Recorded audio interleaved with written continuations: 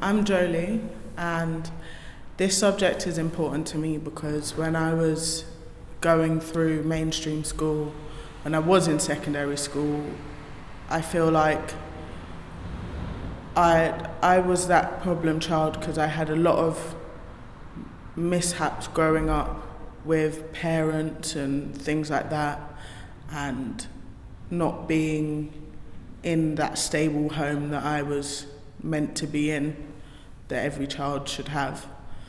And my way of dealing with it was being angry, being that child that walks out whenever they want, does whatever they want, when they want, basically, and not caring what authorities say and what repercussions happen.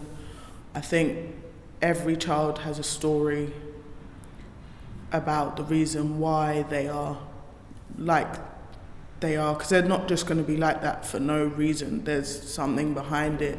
But I feel like teachers don't have enough time when they're in a big class of 30, however many people, they don't have enough time to take that child aside and say, what's the issue? I feel like once that training is then given to those teachers, they know how to deal with it. They know how to maybe speak to a child in a certain way and make the child then open up. So once that child opens up, the mutual respect comes. When I got to about 16, I felt, I can't carry on being the way that I was being, because I spent every year for about 5 years, just half a year out of all my classes, because the teachers wouldn't know how to deal with me. So I would go to school, be sitting in a room by myself, like just not really knowing what to do with myself. So I would be bored. So I'm trying to find ways to entertain myself by doing this. I think in mainstream schools they put you in a category of your behaviour rather than your actual knowledge and ability, which added to the reason why I was so problematic but I just felt like there was one day where I was just like, this needs to stop, because it's not going to get me anywhere. I'm not going to go anywhere if I carry on being like this, basically. What Khulisa does is they actually help young people to have that voice and to help them to be able to, speak and say how they're feeling and feel like someone's actually, listening to them and they can change the way that they are for the better.